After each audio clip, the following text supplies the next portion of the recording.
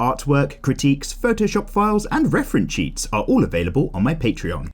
Oh, Michael asks, how do you make your line work pop? Dude, very good question. So I'll give you a really quick overview of how I make the line art in my pieces just really pop by using this simple trick towards the end of my process. So like we've got here, I've kind of got this piece out of the way. And what I like to do is vibe all the way up to my line art layer, which I keep nice and separate here. And although it's kind of doing the job at the moment and it's quite clean, I want to create a slightly more glassy effect and start to make the piece kind of really pop out a little bit further. So what I'm going to do is right click and I'm going to duplicate this layer. And then what you can do, which I do not recommend anymore, but I'll show you the wrong way first, is you can take that duplicated layer, go into filter, go into blur, lens blur, and just give it a nice bit of blurring like this. It'll take a little bit of a minute to have a think. But the problem is, and I don't know if you can quite see where the issue is happening, it won't evenly blur your lines. So all of a sudden, my line art round here is blurred way harder with a very strict border shape right in this zone, but it's not blurred so much around here. There's no lens blurring appearing in the line art round here.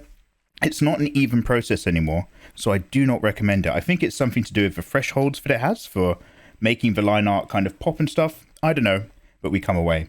So what I do instead is I've got my duplicated copy of the line art layer, and I do it a bit more manually. I go up to filter, blur, and just normal blur. And then what you can do is blur again with Alt, Control, F. So I just hold Alt, Control, and keep tapping F. And I'm just slowly repeating that process and increasing the blur. And you can see on the piece now, all those lines are starting to thicken and fuzz. The weight of it's just changing. And all of a sudden, the quality of the line art in this piece has just taken on like this kind of glassy feeling. By doing it with the blur manually, it's going to happen all over the piece. All of a sudden, the line art is really popping out. So this is without, and this is with. You can see now it's just really kind of pulling all of the elements of the piece in a little bit more. And you can also on the slider just change how opaque that is. So slide it down to 0 and then slowly bring it up, decide how much you want going on in there. I like to take this layer and I like to change it from normal onto a color burn as well. So let's have a quick look over here. That just really helps to kind of pop out the actual colors that are underneath the line art layer.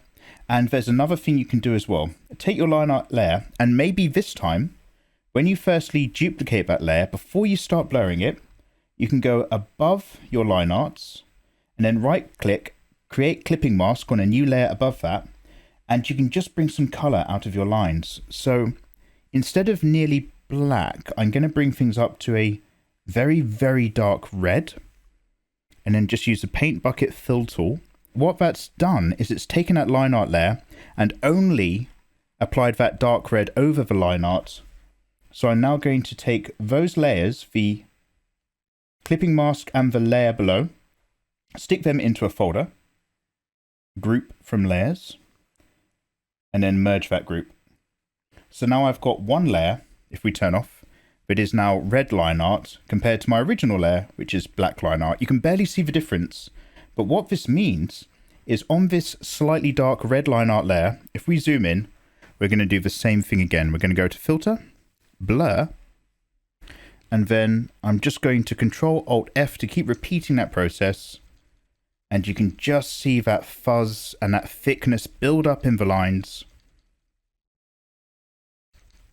Just like so, just enriching it up. And then now that color burn is now popping all of these kind of brighter, richer edges. That red is kind of reaching into some of the colors below and starting to make it pop.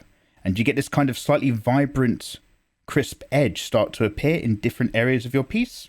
And again, you can decide just how much or how little you want that kicking in. So in a nutshell, that is the one trick I like to do at the end of all of my clean anime pieces. Duplicate your line art layer, and then just blur it up, and you can make it a multiply layer, make it a color burn layer, experiment with different colors on the RGB. You could go into that layer, go into blending options, and just turn on only the red channel to pop a load of life and energy into your piece, and then bring your line art layer on top, So the black sits on top of the color burned layer, reduce it a little bit, but now all of a sudden the whole piece is warmed up. There's loads of different ways you can do that. I'm going to have all the channels back on though, because I do like the effect it gives, and it really just gives that extra shine to your work. So I hope you guys found this to be a little bit useful for how you're kind of cracking on with the line art in your own clean anime artworks. And of course, remember, thank you very much for watching. Don't forget to click like and subscribe. And if you want to grab my entire tutorials work pack, you can do that for just $1, link below on Patreon. But other than that, thank you very much for watching, and I'll see you next time. Take care.